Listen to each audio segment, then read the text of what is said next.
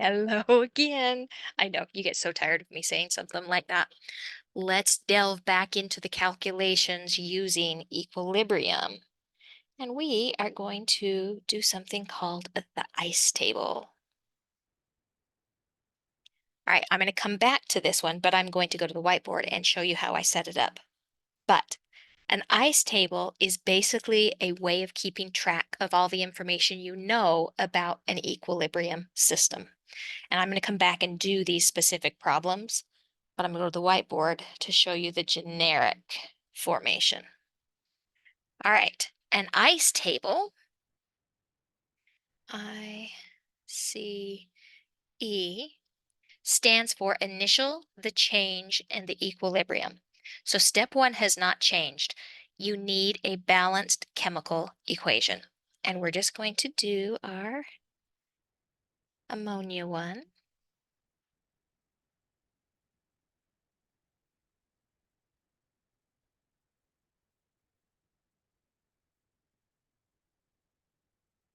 All right, every time you have an equilibrium equation, you can immediately do an equilibrium expression. And again, I don't know what data I was given, so I'm going to default to molarity. Can always convert it to Kp later. All right, so there can be done for any equation. My next step is, can I look this up?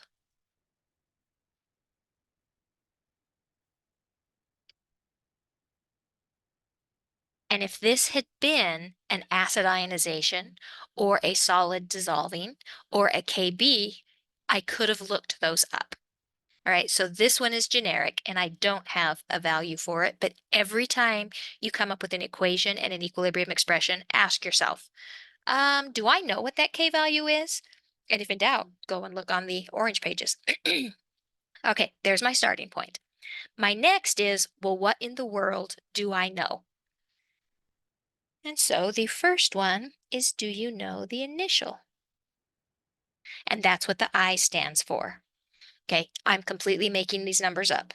So you're going to start with 0.10 molar of the hydrogen and 0.025 molar of the nitrogen. And I'm going to mix those together.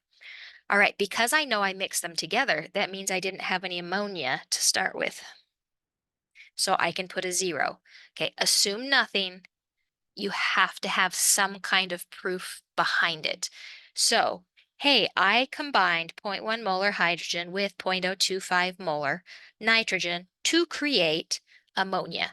So in that question, I actually implied specifically, haha, those two words are not agreeing with each other, but you know that there is no ammonia in my original solution. All right, my next question is, well, how are they related stoichiometrically? How are they going to change? And I'm going to use the variable x. We really could use any of them, but of course, x seems to be our favorite.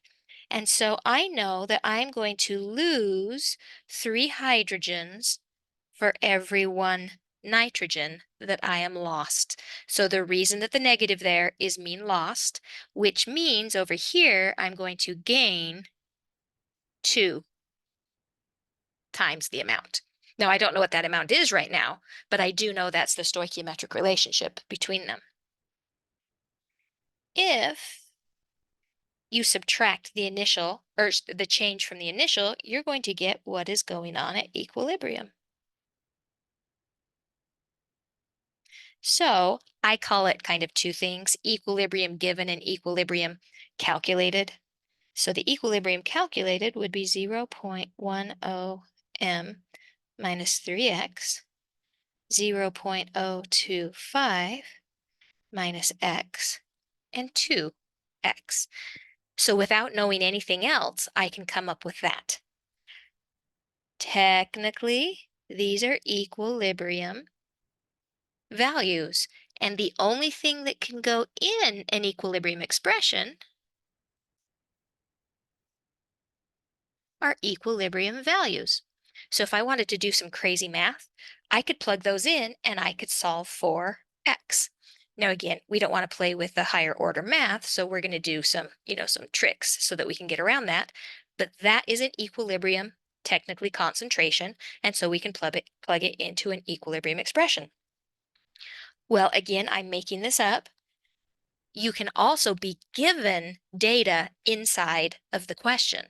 So I'm going to tell you at equilibrium, the concentration of ammonia is 0.0001 molar. Okay, so this one's given. And that does not say given. There we are. Okay, I know that 2x is equal to 0.12310. So x is equal to half of that.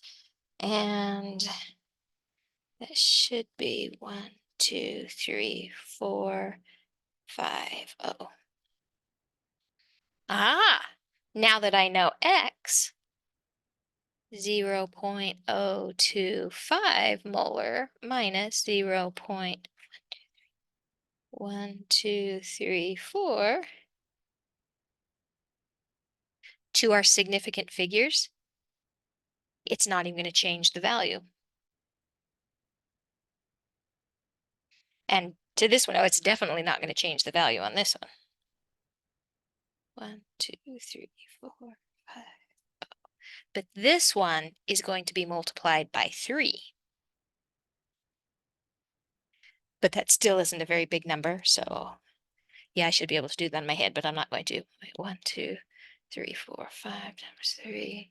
So 1, 2, 3. So after I multiply, my value is 0.12315, and my prediction is true because guess what? It's not going to change my value based on significant figures. There are my equilibrium concentrations. Now that I know equilibrium concentrations, I can plug them in. So 0.00010 squared on top, because that was the ammonia, and the 0.10 is cubed, and the 0.025 is raised to the first. And if I multiply that out,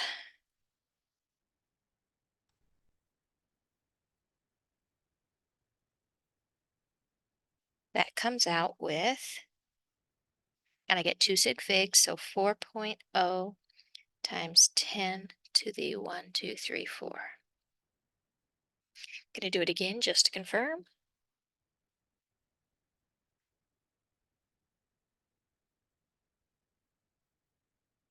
All right. That would be the value of this equilibrium data. Okay, now notice I didn't tell you what temperature it was, so we're going to assume, oh, this must have been 25 degrees. But under these conditions, what is the value of the equilibrium constant? It is 4 times 10 to the minus fourth, which favors reactants.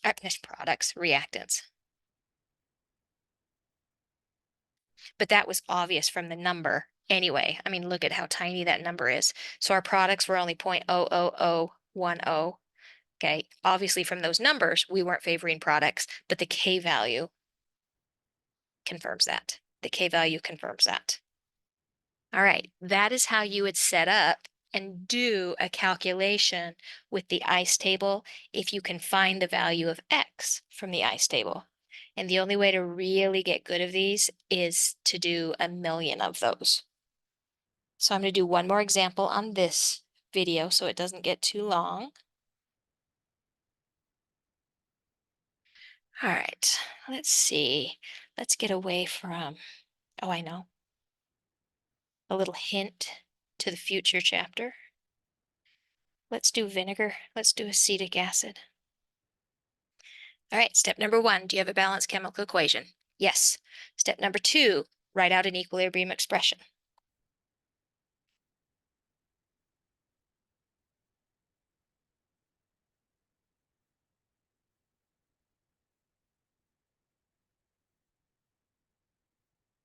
Beautiful. Step number 3. Do you know the K value? Can you look that up? Oh, I recognize this as an acid ionization. I should be able to go to my list. And guess what? At 25 degrees, the value is 1.8 times 10 to the minus fifth. Right, and I haven't even gotten to any data that I gave you in the equation. All right, so the question said, what is the, I don't know, what is the equilibrium concentrations of everybody at 25 degrees? If you start with a 0.1 molar acetic acid solution. All right, so your initial value, and you started with an acetic acid solution, which means you didn't add any extra of those in. The change is a minus x, a plus x, and a plus x. And so at equilibrium,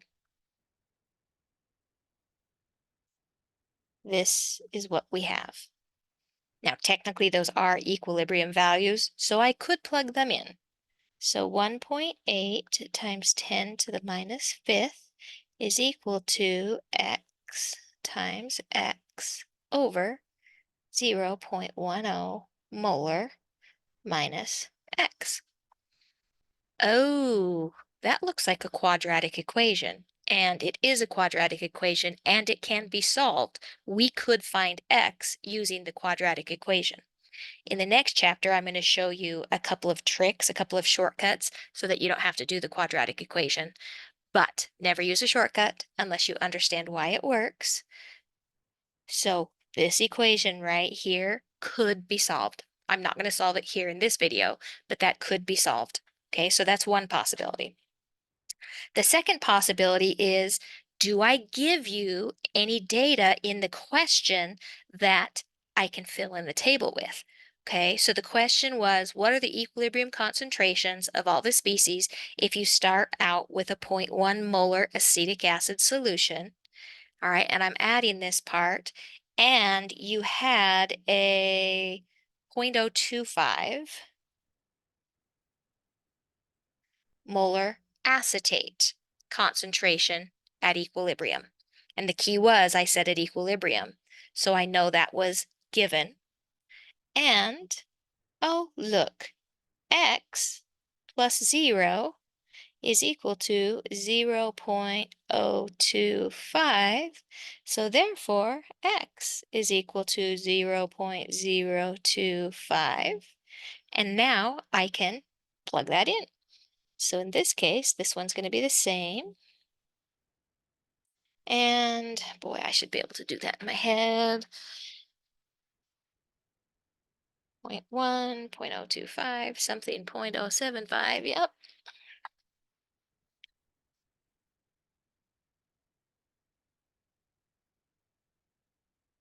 All right, just a note on sig figs, okay? Just a note on sig figs.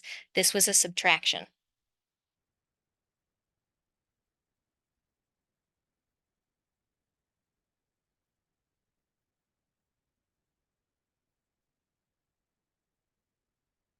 You only get to keep 2 after, and so that is going to have to be rounded up to 0.08. I lost a sig fig.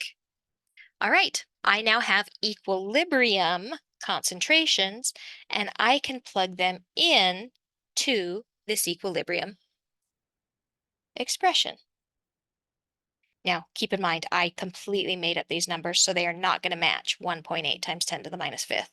But let's plug them in and see what I do get.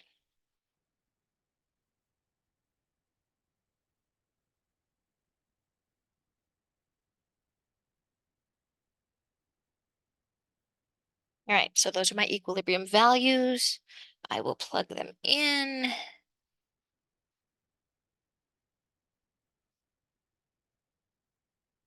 And I get, ooh, 1 sig fig, 8 times 10 to the minus third.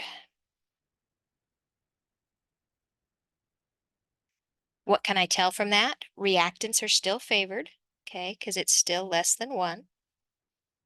And they don't match, but the reason they don't match is because I made up those numbers.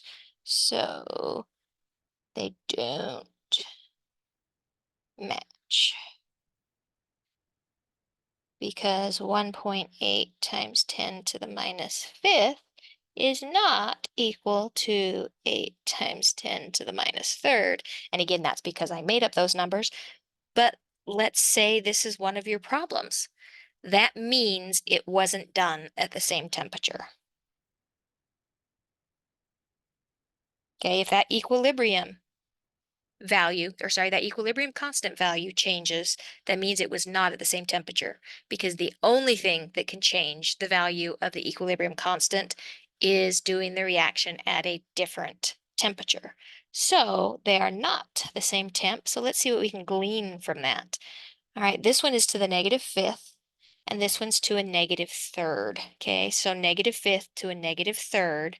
So this is closer to 1. 8 times 10 to the minus 3 is closer to 1. So whatever I did, whatever temperature I did, favors products more. I'm not saying it favors products, but it favors it more than the 1.8 times 10 to the minus fifth. And so if you favor products more, we kind of have to know whether it's endothermic or exothermic. But assuming it's endothermic, if you're favoring products more, you would have blah to the temperature. And you know what? That's a topic for another day. We're going to leave it at that. That's called Le Chatelier's principle. But just know that if they don't match, it wasn't at the same temperature. So my little caveat of, hey, just assume 25 degrees, I really do try and always put the temperature when I'm doing equilibrium problems. If I don't, it is a fair assumption to go at 25 degrees, but really, if you can ask me, definitely ask. All right, that is the ice table. There are so many more variations, so many more variations.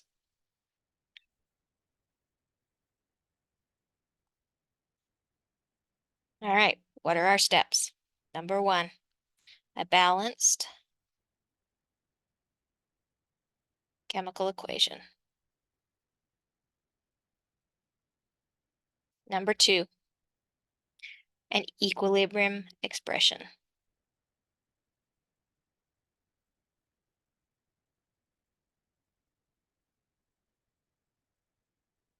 Number three, can you find the K? And that's actually what I'll write. Can find K on the reference. But beware, match the type of equation and the temperature, because all of those reference data I gave you is for 25 degrees.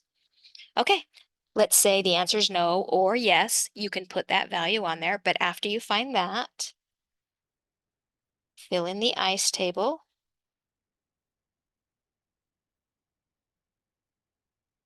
Should have done that capital. Okay, fill in your ice table.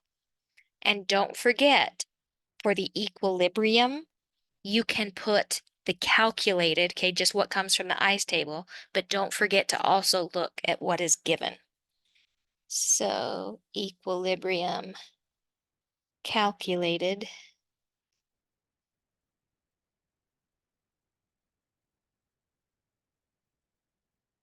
and equilibrium given.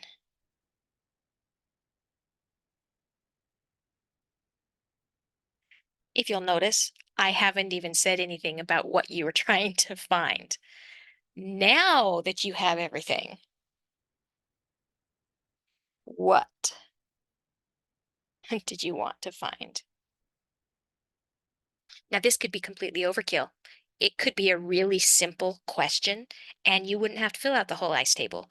But the key is you have everything you need if you do fill out the ice table. So at first, I think it's worth your time to fill out an ice table for every problem.